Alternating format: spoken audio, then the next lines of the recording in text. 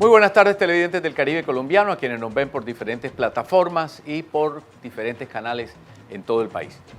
Gracias por estar con nosotros durante todos estos años en Consultorio Jurídico. Recuerden que nosotros damos consejos legales gratuitos con los abogados que invitamos, los abogados que muy gentilmente vienen y que le dan a la gente información sobre sus necesidades. Hoy vamos a hablar sobre la propiedad intelectual, un tema jurídico que cada vez toma más auge. Hemos invitado para ello al doctor Blasco Ibáñez, que es un abogado experto en derecho civil y experto, además, está aquí con nosotros, por supuesto, como ya lo anunciamos, experto en una línea del derecho que no se conoce mucho, que es el del entretenimiento.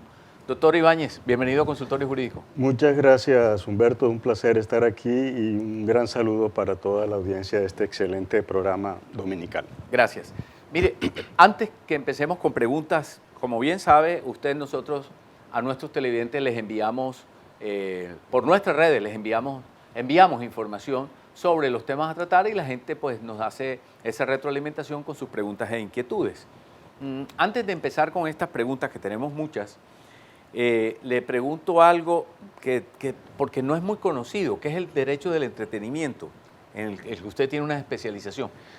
Bueno, el derecho del entretenimiento está enfocado básicamente al conocimiento de la regulación legal que se ha hecho a nivel mundial y nacional, de las normas que tienen que ver con la protección de los derechos de los creadores, de los productores, de toda esa cadena de personas que intervienen en la realización de una obra literaria o artística. Muy bien. Usted es abogado de la Universidad de los Andes, ¿no?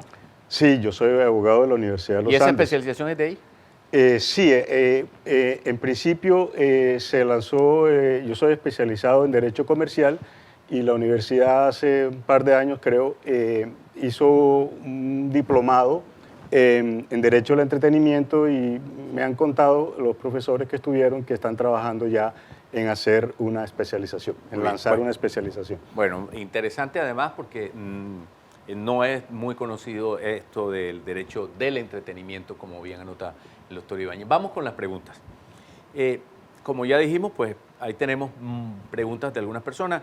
Gonzalo Pérez Arrieta nos escribe y dice, por favor, háganme claridad sobre esto, que aparentemente es muy fácil, pero yo quiero tener la información específica. ¿Qué es el plagio? Bueno, el plagio en líneas generales es desconocer la autoría que le corresponde a una persona de una obra, bien sea desconocerla parcial o totalmente. A veces, la mayoría de las veces es intencional, otras veces las personas realizan estas conductas sin estar muy conscientes o muy enteradas, pero finalmente consiste en eso, o sea, en tomar apartes de una obra literaria o musical, inclusive una pintura, de pronto ciertos rasgos, y copiarlos. Copiarla. Copiarlos. Pero el plagio no implica el dolo, la intención, digamos, desde el punto de vista penal, la intención de copiar. Habría que, usted sabe que en derecho penal hay que demostrar el dolo. Algunas veces es dolosa, sí. Algunas veces la conducta es dolosa, pero hay que demostrarla. Sí, ahora claro en las sí. Universidades, doctor Ibáñez, los profesores tienen unos software que establecen con exactitud, cuando alguien manda una tesis de maestría, de un doctorado, le aplican este software y establece unos párrafos que están ya han sido escritos, o párrafos o páginas completas. Pues el plagio implica la intención, ¿no? Sí. La intención. Puede ser también una casualidad, pero en el caso de los textos es muy difícil que sea absolutamente casual todo. Es muy difícil que sea casual. Como bien lo anota usted, hoy existen unos software que detectan el plagio. Por eso las citas bibliográficas deben ser lo más cortas y precisas posible.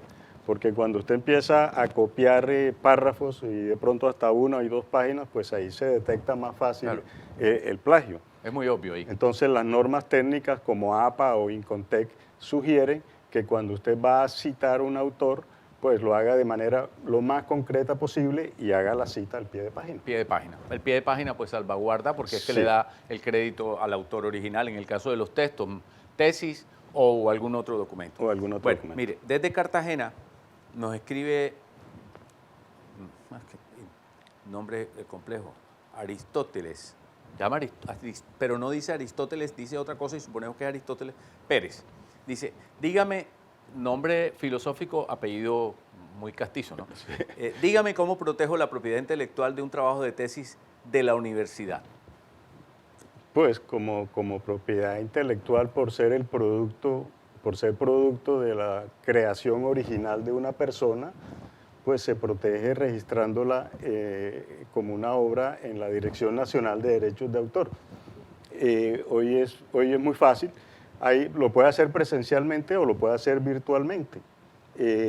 La Dirección Nacional de Derechos de Autor es una dependencia del Ministerio del Interior y usted puede acceder directamente a través de la página web y allí pues sigue los pasos que le indica la página, inclusive la página trae tutoriales en YouTube que usted lo puede consultar y es relativamente fácil, simplemente primero registrarse, luego llenar, diligenciar todos los datos que trae allí el aplicativo y luego pues subir la obra y allí queda registrada como una obra. Mire, este programa que es de Telecaribe, pero como bien sabe usted, los canales regionales se ven en todo el país, pues tenemos audiencia de Medellín. Teresita González dice de Medellín. De Medellín. Escribe de Medellín. Ah, qué bien. ¿Cuándo algo es de dominio público? ¿A los cuántos años es de dominio público? Ah, ya. Muy bien. Una obra es de dominio público cuando ha vencido el periodo de protección que la ley le concede a la obra para que no sea explotado por terceros que no tienen la autorización o la licencia para hacerlo. En principio, si el titular de los derechos patrimoniales es una persona natural, ese periodo alcanza la vida del autor más 80 años. Y si el titular de esos derechos patrimoniales de la obra es una persona jurídica, entonces el periodo es de protección es de 70 años y se cuentan esos 70 años a partir del año siguiente en que se publicó por primera vez la obra, por esa empresa, por esa sociedad. Muchas gracias, doctor Ibáñez. Vamos a una pausa comercial, vamos a irnos a una pausa comercial, pero antes les vamos a presentar este libro, magnífico libro, una gran recopilación de Gregorio El Hach Pacheco. Él fue secretario durante muchos años del Senado de la República, de la presidencia del Senado de la mesa directiva, y ha escrito este libro hace un tiempo en el que recopila la historia del Capitolio Nacional de Colombia, historia política y arquitectónica. Es un libro muy bien investigados, con muy buenas fotos, aquí lo tenemos. Estamos hablando de Gregorio El Hach, que es el actual Procurador General de la Nación, y pues se tomó el trabajo, además interesante para la memoria y para la historia del país, de hacer esta investigación con esta recopilación. Gregorio El Hach, pues, que se desempeña como procurador, abogado, aquí pues funge muy bien como historiador y como escritor, haciendo esta recopilación con las obras, inclusive las obras pictóricas del Congreso de la República, del Senado y de la Cámara de Representantes. Aquí están las columnas que son producto de la arquitectura.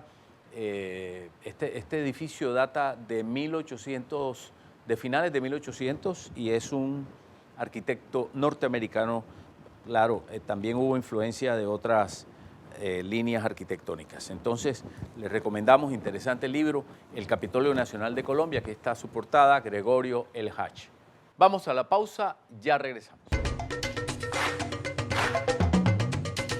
En IES, Allusions y Tecnoglass, la calidad lo es todo. Con tecnología de vanguardia, rigurosos procesos de manufactura y la mejor mano de obra, transformamos vidrio y fabricamos perfiles, ventanas y fachadas que han conquistado los mercados más exigentes de Colombia y el mundo. IES, Allusions y Tecnoglass, el poder de la calidad. La Universidad Autónoma del Caribe abre su periodo de matrículas ordinarias 2025-01.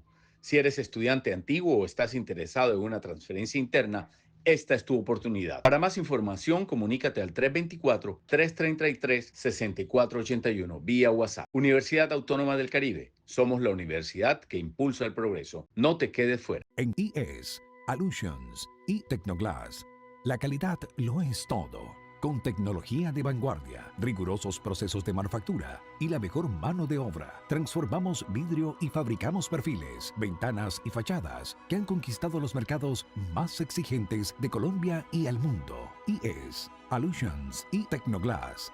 El poder de la calidad. Este es uno de los mejores restaurantes de comida árabe que vas a encontrar en Bogotá, Rat Arabian. Ofrecen entradas deliciosas, bebidas, variedad de platos para cualquier gusto. Mis favoritos, el mixto árabe. Rat Arabian están ubicados en Bogotá, en La Macarena.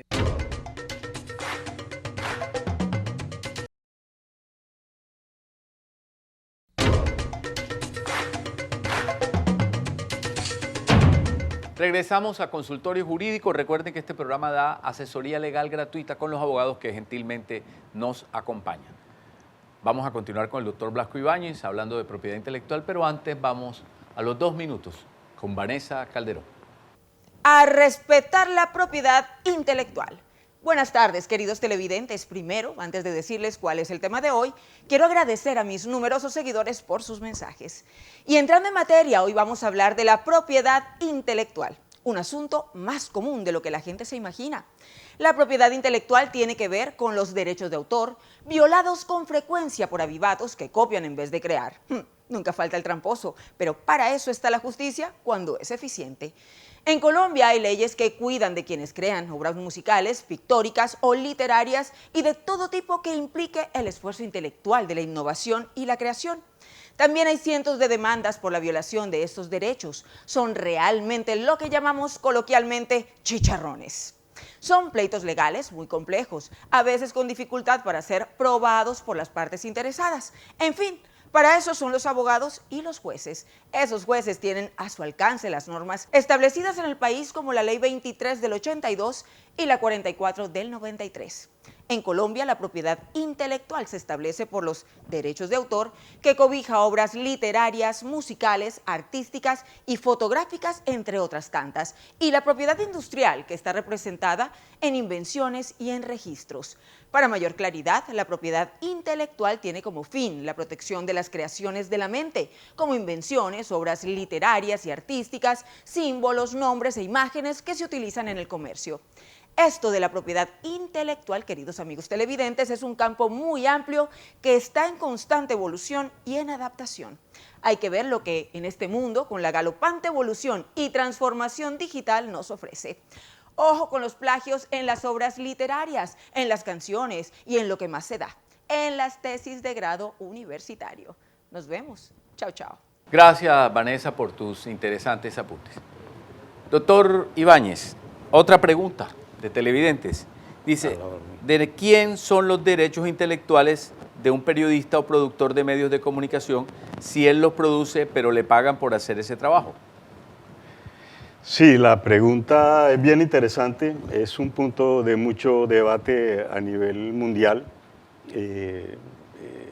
pero allí habría que hacer 2 precisiones, o sea, si el periodista o comunicación o comunicador social está trabajando con algún medio, porque ustedes saben que normalmente en los contratos laborales se incorporan las cláusulas de que todas las creaciones que haga el trabajador, en este caso el comunicador, pues pertenecen a la empresa para la cual labora. Entonces, pues ya bajo una cláusula de ese orden, pues no es muy discutible la titularidad de los derechos patrimoniales. Habría que considerar, por otro lado, la titularidad de los derechos morales, que sí esos indiscutiblemente pues, corresponden a la persona. Claro. El crédito del autor, en este caso el periodista o el escritor. Del periodista o el escritor, por ser él el creador de ese contenido. Pero la empresa tiene derecho a ese producto porque ha pagado por el servicio. La empresa tiene derecho a ese producto porque ha pagado por ese servicio y porque precisamente para eso lo contrató. Muy bien. pero habría que aclarar si el comunicador es freelance, o sea, trabaja independiente, porque si trabaja independiente, entonces ya el contrato se regiría por otras reglas Claro. que ellos acordaron. Sí. De todos modos, es el pago por un servicio y eso da lugar de pronto a la propiedad intelectual de ambas partes, ¿no? De ambas partes, sí. Ok, sobre el bien en discusión. Eso es. Pregunta a alguien, ¿se heredan los derechos de autor? Sí, claro, los derechos de autor son bienes susceptibles de ser heredados por ser bienes incorporales, ¿sí? Entonces, pues se sujetan a las reglas de la sucesión testada o intestada que se encuentra en el Código Civil. Muy bien, muchas gracias, doctor Ibáñez. Vamos a irnos a otra pausa comercial y cuando regresemos vamos a hablarle de este disco. Tiene el título de Bésame Mucho y el autor es justamente el abogado que está con nosotros, Blasco Ibáñez. Así que le vamos a preguntar sobre este disco porque él, además de abogado y con toda la especialización que tiene y que nos ha contado, pues está también en el mundo artístico. Vamos a los comerciales y ya regresamos.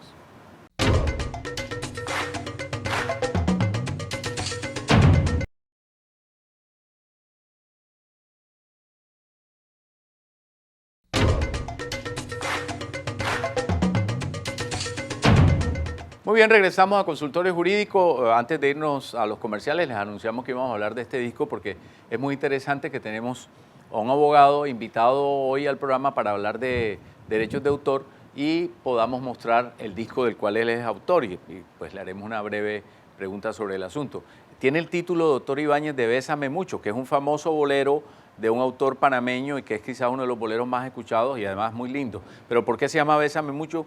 Sí, tenemos entendido que su canción o una de las canciones de su autoría tiene otro nombre. Bueno, te aclaro algo, Humberto.